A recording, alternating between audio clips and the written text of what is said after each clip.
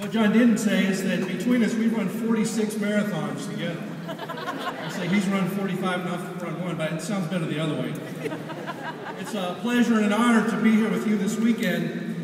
There was a great article in Sports Illustrated recently commemorating the supposed 2500th anniversary of the first marathon in ancient Greece. It starts out with the historical context of Phidippides running 25 miles from Marathon to Athens to report victory over the Persians.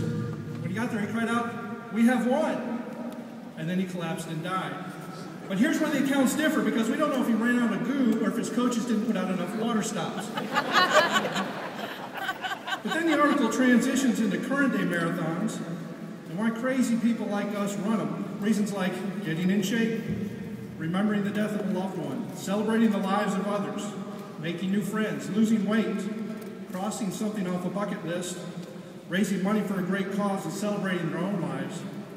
I know that all of these reasons and many others are represented in this room tonight. The teaming training program is truly amazing that it enables all of these wonderful motivations.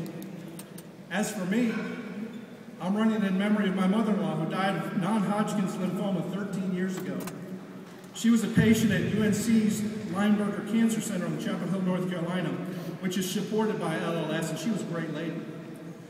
I'm running in honor of my Charlotte teammates, Linda and Scott, who are here tonight, and Doug and Randy back home, all of whom are blood cancer survivors. They've shared their own journeys and are wonderful inspirations to our team.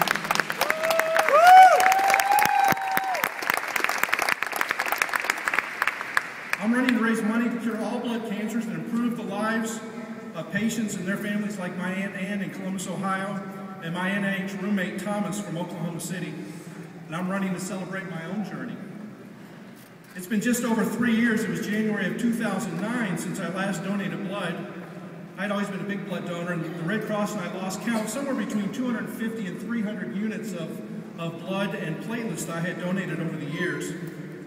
I tried to donate blood again in June of 2009, but was deferred because my red count was too low.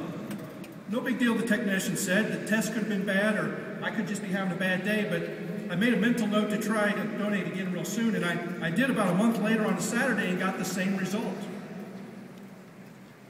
I knew something couldn't be right, and I called my doctor Monday morning and was in to see him Monday afternoon. He ordered blood work and said he'd call me with the results.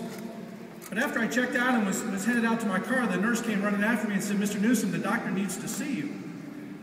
It's never good when your doctor says, "Come on in my office, let me close the door, sit down, we need to talk." He told me that he was really concerned and ordered an immediate CBC and that all of my blood counts, red, white, and platelet, were off the charts low. He had already made an appointment for me with an oncologist for the next morning. That night I did what everybody who wants to get 100% factual information on a vitally important subject would do. I went to Wikipedia. Because if it's on Wikipedia, it must be true. Actually, I found the LLS website very quickly, and it provided a wealth of great information. Of course, the possibilities ran the gamut, and I tried not to get too worked up, but I didn't sleep real well that night. The next day, the oncologist ran some tests, and I had my first bone marrow biopsy. Given the choice, I think I'd rather run a marathon. He called me the following day with a diagnosis of hairy cell leukemia.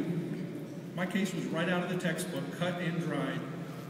I went from trying to be a blood donor to being a blood cancer patient in 4 days. According to the LLS website, hairy cell leukemia is a slow-growing form of chronic lymphocytic leukemia. The disease is diagnosed in an estimated 500 to 800 cases in the U.S. each year. It's called hairy cell leukemia because the leukemic lymphocytes have short, thin projections on their surfaces that look like hairs when examined under a microscope. Hairy cells accumulate in the blood marrow and prevent the marrow from producing enough normal blood cells. HCL typically hits white males between the ages of 40 and 60, and its causes are not known.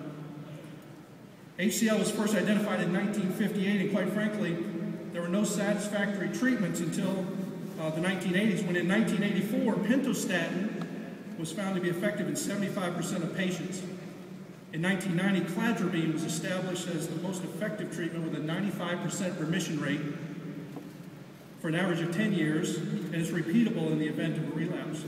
Since I'm on the younger end of that age range, seriously, and my hairy cell counts were extremely high, we were looking for a knockout punch, so I entered a clinical trial at National Institutes of Health, NIH, in Bethesda, Maryland.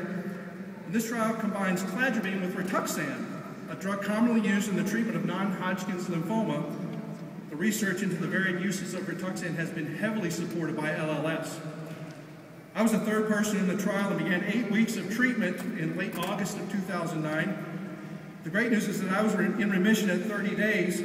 A pleasant surprise that had all of us doing cartwheels.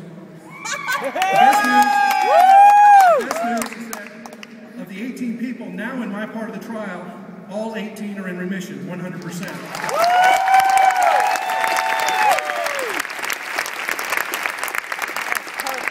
In fact, our doctor at NIH is pushing to have our treatment become the new protocol for HCL.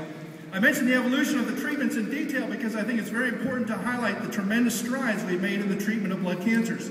For example, in 28 years, we have gone from no satisfactory treatment to a 100% remission rate. LLS deserves a tremendous